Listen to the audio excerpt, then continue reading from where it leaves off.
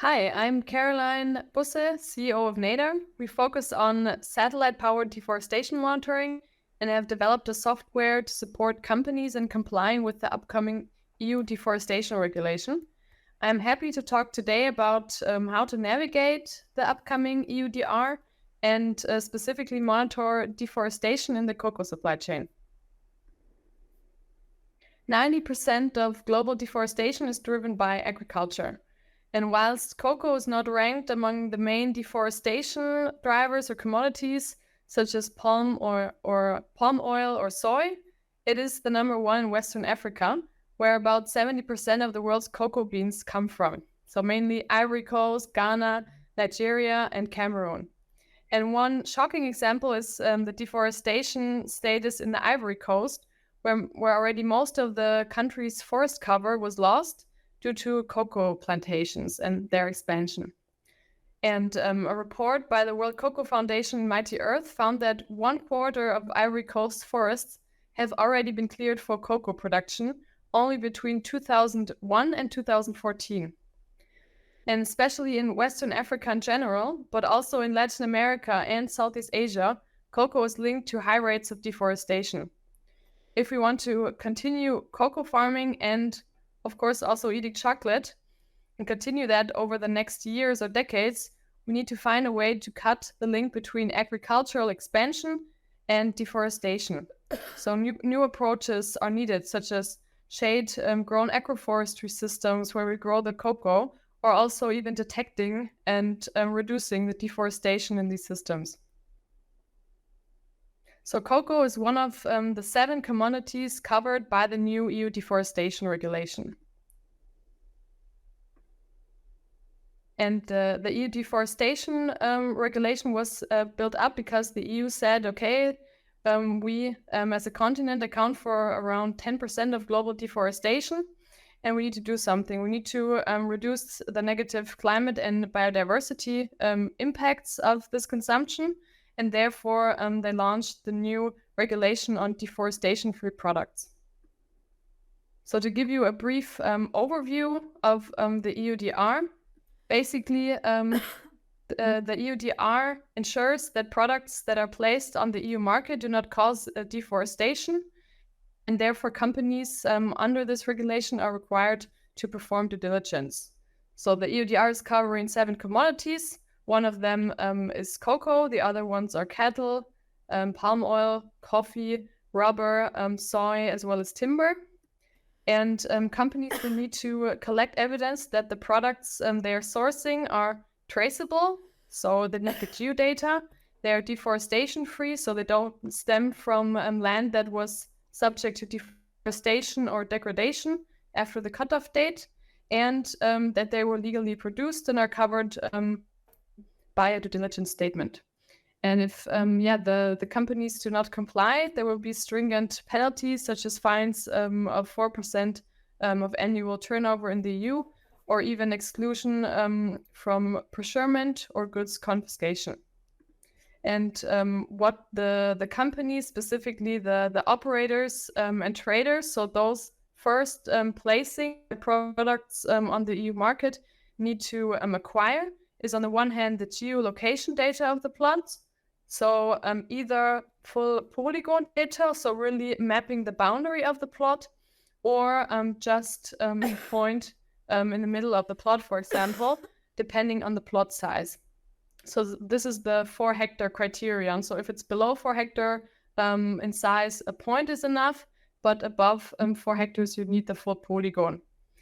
Then they need to prove that the commodities are sourced from land that has not been deforested after the cutoff date, 31st of December 2020. And they need to gather further product data, so the trade name, the quantity that is sourced, as well as the country of production, as well as further information like contact data from their supplier. And all this data has to be stored safely for 5 years. And this due diligence information needs to be provided at each import into the EU via the EU information system. And just a short recap. So the regulation implementation date basically depends on how large the company is. So large companies have around 1 year left to apply to all the regulation requirements from 30th December 2024 onwards, and smaller or medium-sized traders and operators have 6 months longer time, so from June 2025 onwards. So this is a short, quick overview recap over the EUDR, and basically it's putting traders and operators, so in case of cocoa, mainly commodity traders and chocolate manufacturers, in the sector before one of the largest challenges. So specifically for smaller companies, of course, this is a lot of data you have to gather now, and especially if you do not have any experience with such geodata before, you do not have your own team, this is quite a large hurdle to overcome. So just some background on how these traceability requirements affect the cocoa sector. Here's some figures about the status quo. So around 90 to 95% of cocoa growers are smallholder farmers that cultivate cocoa on lands that are smaller than 5 hectares, so around 2 to 5 hectares, according to the German Initiative on Sustainable Cocoa. And the World Cocoa Foundation has estimated that around 22% of the globally traded cocoa is already certified in some sort of way, so either through Rainforest Alliance, Fair Trade, organic certifications, etc. So there is some traceability data available, as many of the certifications already require to gather geolocation data on the farms. So in comparison, for coffee, there's already more certification data. It's around 50% of coffee that is certified. But for other commodities like rubber, for example, it's almost non-existent. So there is already some level of traceability available in the cocoa sector. But of course, to sum this up, mapping the cocoa farms is quite a complex task. I mean, we're looking at smallholder farmers, in huge numbers with very small plots. So even if you're a small trader or small operator, your supply chain will already consist of thousands to dozens of thousands of plots, and this is just not possible to check all of these plots manually by looking at images to see if there's deforestation or not.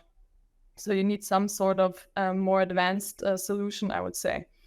And most of these smallholder plots fall below the 4 hectare size criterion of the EUDR, so they don't need to collect the full polygon, but just a geopoint, which makes it, of course, a bit easier and a bit quicker. But we at NADAR, we recommend to do the full polygon mapping to reduce the risk, because at the end, if you do not know where your plot starts and where it ends, and if it's, for example, bordering next to a forest, how do you know, and in this forest was deforestation, how can you then say, okay, this was my plot, but this here is the forest, so where does it end? And this could be a potential risk at the end when you're importing from this plot. And also maybe future certification bodies or regulation will require polygon data anyways. So we say it's better to do the full polygon mapping and be on the safe side. And yeah, of course, it's a risk in general that is being talked about, that due to these smaller structures and limited traceability data in certain regions, there's a risk that these farmers are going to be cut off from trading to Europe, and potentially will sell to other markets then, like in Asia or the US. And then at the end, the point of the regulation wasn't reached, because the deforestation will potentially continue if you're just selling your cocoa elsewhere. So this is, of course, one large risk of the regulation. But on the other hand, it's also a potential for companies to build stronger relationships with their producers, I would say, and perhaps even cut out some intermediate steps and foster more direct trade relationships, which could also be potentially beneficial for the farmers in the end. So I would say it's not all critical. There are always multiple perspectives on this. And before we get into the details of how satellite monitoring can support complying with the EUDR, I want to get into a bit of the details of the regulation, because we've been seeing that there's a lot of confusion also around all of these terms. So I really want to highlight the importance of understanding the regulation. And one of the most important terms are forest. What is the forest definition, and what is the definition of deforestation? And the text I'm showing you here comes directly from the regulation itself. And here we can see that forest is defined as land with trees spanning over 0.5 hectares in size, trees that are or can reach over 5 meters in height, and a canopy density of 10% or larger, and then excluding land that is under agriculture or urban land use. So what does this mean in the end? This means that a forest does not include small tree patches.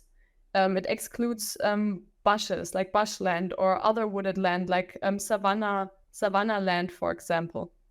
It also includes specifically agricultural land, or also urban parks. So it's a very defined, straightforward definition, or not straightforward, but very precise definition of what is a forest under the EUDR. And for the deforestation, it's defined as the conversion between two land use classes. So the conversion from the land use class forest to the land use class agriculture. So if you're converting a forest, for example, to a plantation or to an agroforestry system. And then the third point, forest degradation, that's also mentioned by the EUDR, is defined as structural changes. So forest or tree cover loss in the same land use type. So it's always within the land use type of forest. And in this case, it's only relevant for the commodity of timber, because you're not looking at the conversion of forest to agriculture, but rather if you have a natural forest that is then converted to a forest plantation, for example. Yeah, and it's important to understand these definitions, because of course this is the baseline of the entire regulation. And specifically for cocoa, only deforestation is relevant. So if you're really converting a natural forest into a cocoa plantation. So the first step is then to accurately differentiate between forests, so natural forest cover, and agricultural land use areas at the cutoff date December 2020. So this is kind of the basis of the forest cover maps. And then the next step would then be to look at deforestation occurring in these forests, so further conversion from natural forest to agricultural land use. So where new plantations are being developed after the cutoff date. So now let's dive into how satellite monitoring can support the EUDR compliance. So as I just mentioned, the first step is to derive the forest cover in the area. So satellite imagery can be, of course, of big support in the first step of really mapping where are forests and where is agricultural land. And it depends a bit on how your plantations look like, if it's more an easier case or more complex case to really make this differentiation. So for example, if we're looking at other commodities like palm oil, where you have very clear structures, very large plantations, it's quite clear to differentiate between natural forest and a palm oil plantation. But in the cocoa plantation sector, it's a bit more complex. So for example, here, I'm showing you two examples. The one on the left is from a monoculture cocoa field, the one on the right from a more alley cropping system where you also have clear structures. So again, these are quite easy even to see with the human eye, because you have these distinct features. And these are then also enabling us to detect these features with optical satellite imagery. But if we look at more complex systems like agroforestry systems with a lot of shade trees, for example, more natural structures, it can get quite complex even to differentiate these from a natural forest. So there we really need more sufficient training data on the one hand. So we really need to capture the complexity of the ecosystem to be able to detect different types of plantations also. And one further feature, what is also interesting to look at in these more complex cases, is not only looking at one satellite image, but looking at more images over time. So looking at time series data to really be able to differentiate a forest from an agroforestry system. So this is an example you can see here. In the time series of multiple years, you can see much less variation from a natural forest than from an agroforestry system, because you will always have some interventions, for example, going on, or some old trees being taken out, or some pruning, etc. So this is also a possibility to go more into detail to really be able to accurately differentiate forest from agricultural plantations. In general, I've shown you some examples of optical satellite data. So really the satellite images you can also see in Google Earth or Google Maps. And these are very great, very useful. But if you really want to continuously monitor your land for deforestation, you will always run into certain obstacles. And one of the main obstacles is cloud cover, as you can see here. So these images are taken from the Congo River Basin. It's one of the cloudiest regions on Earth, but also a cocoa producing region. And also you have the issue of cloud cover in multiple other cocoa regions in Central Africa specifically, Western Africa, but also mountainous regions in Latin America like Peru or Ecuador. And this cloud cover is, of course, a huge issue in this optical satellite data, because if you do not have a cloud-free image, you cannot perform a continuous deforestation check. And sometimes maybe in 1 year you just have 1 to 2 images. So it makes this real-time assessment of deforestation quite complex. So what you can do there is, besides just applying optical satellite data, there's also something called radar data. So it's basically a newer sensor technology that is really crucial in these tropical regions where you have a lot of cloud cover, because it has a longer wavelengths. Without going now into too much details, to put it short, it can basically see through clouds and then be able to detect structural changes such as deforestation independent of the cloud cover. So you can really have a consistent monitoring of deforestation in your region. Yeah, to go more into the detail of the EUDR, as I mentioned, it's putting companies before one of the largest issues, especially the smaller traders and operators that have limited experience with geodata. And we at nadar can support these companies. So that's also some of our work that we're doing right now. And we've really developed our software to provide a full service for the EUDR. So one part, of course, is the deforestation monitoring, where I gave you some insights now. But we really streamline the entire process. So the first step is really to gather the plot data, to map the farms. There we have developed a mobile app to make that as easy as possible. That also, for example, someone working in a cooperative or even the farmer can do the mapping in a very cost-effective way. And then the next step is for us to really verify the data that we get, so the geodata of the plots, to check if it's really in the correct format, the correct coordinates, that they're located in the correct land use class, that not something went wrong and maybe there's a point located somewhere in the sea. And then after we've standardized this geodata, we then perform the deforestation check, as I just mentioned, on all of the plots. And the final step under the EUDR is then to perform the risk assessment. So not only looking at deforestation, but also, for example, the legality, compliance with national laws. And there we apply our own satellite analysis, but also look at country-level risk indicators and an extensive database, for example, on human rights violations, or also claims from indigenous communities.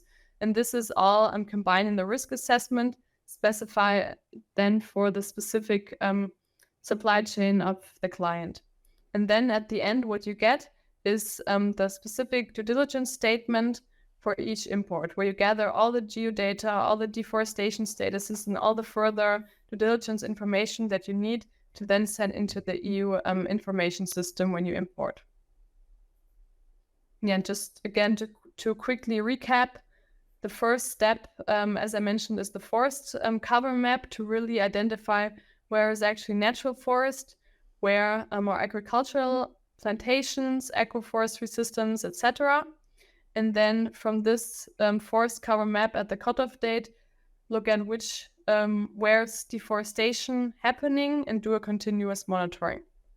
And then check if all the plots are non-compliant with the EUDR, if they're compliant. And at the end, you have all the information you need. You have the geo coordinates. You have performed the risk assessment, the diligence, have checked the quality of the data, and also have the deforestation proof status, or the deforestation-free status of your plots available, and have the due diligence statement that you can send out. And we're currently already working with different clients in the cocoa sector in Ecuador, Peru, and Cameroon, and also expanding to other commodities, for example, as coffee, because there are similar structures. You also have the smallholder structures and also have agroforestry systems. So that's already the end of my presentation. Thanks for having me here at Confectionery Live. Thanks to all the listeners. And if you're interested in learning more about EUDR solution, feel free to scan this QR code and check out our website.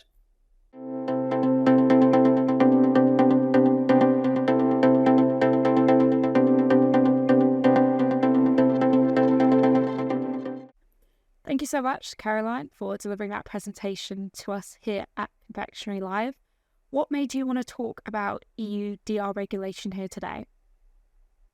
Yeah, thanks for having me here today. I wanted to talk about the EUDR in more detail because we're hearing it from clients, but also in general in the space that there's still a lot of confusion, specifically on whether the EUDR will be postponed or if it will be amended, or how to comply and implement all the regulations and the requirements.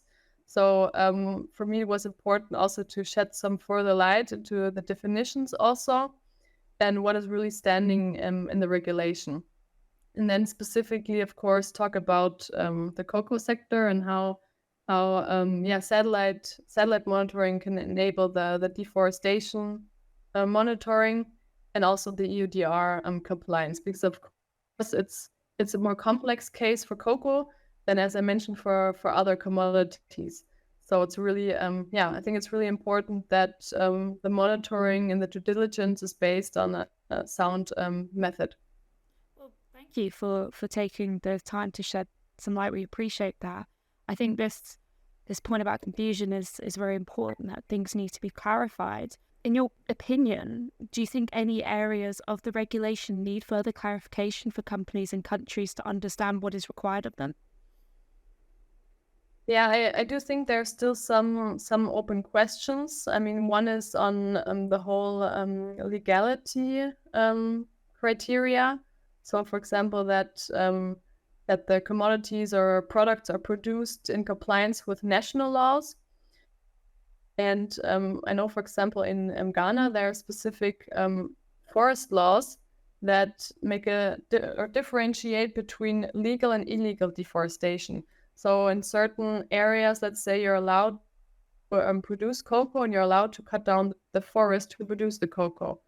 But in the end, how is this then compliant with the EUDR? Or how is it affected by the EUDR? Because EUDR says it doesn't allow any deforestation after the cutoff date. But it says you have to be in compliance with the national laws. So these are kind of the fringe cases where it's not quite clear. So we hope there will be further updates from the EU Commission. Or also another case is, for example, if you're growing cocoa in a rainforest, so you would not deforest the forest, so you left the forest standing as it is and really just plant some cocoa trees in the forest. Is it then still a forest under EUDR definition, or is it automatically agriculture because you planted your cocoa trees? So these are some, there are more questions, but these are some relevant questions, I would say. So With that in mind, what would you say are the main challenges in ensuring and enforcing compliance with the regulation? I mean, the main challenges, of course, are to gather all the data. I mean, if you have direct relationships with your producers or your suppliers, of course, it's easier. You have your contact person. But the more, let's say, middlemen you have, the more intermediaries, it gets much more complex. This is more on the traceability side. And then on the deforestation side is really to have this proof that your plots or your commodities were sourced from deforestation-free land. Of course, is also critical, specifically for the cases I mentioned.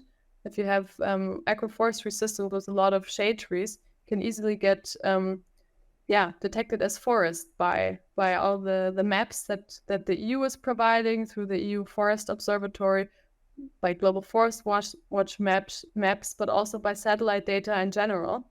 And then how to have this proof? Okay, it's not actually a forest; it's an agroforestry system. So to go into the field and have more ground truth data, also, for example. I can imagine in your position, you've become quite familiar with collecting data. So I just wanted to hear from you, Caroline. Why did you found nadar in the first place, and how did this company come about? So basically, we founded nadar because we want to bring more quality into the way forests are monitored.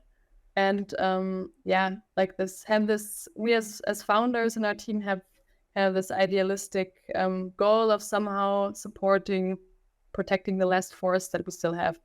And we believe that the first step of protecting forests has to be an accurate monitoring, because you need to know where are actually the forests. You need to know to differentiate between deforestation and other issues. So you really need reliable systems to even track the forests and monitor them. And that's how and why we entered and founded nadar. Well, thank you for that, Caroline. It's certainly very interesting to hear about the good work that you're doing. So I really appreciate you taking the time to speak with me at Confectionery Live and for sharing some information into the regulation. Yeah, thanks, Caitlin. Was a great opportunity. Thanks again for reaching out. I was happy to be here today.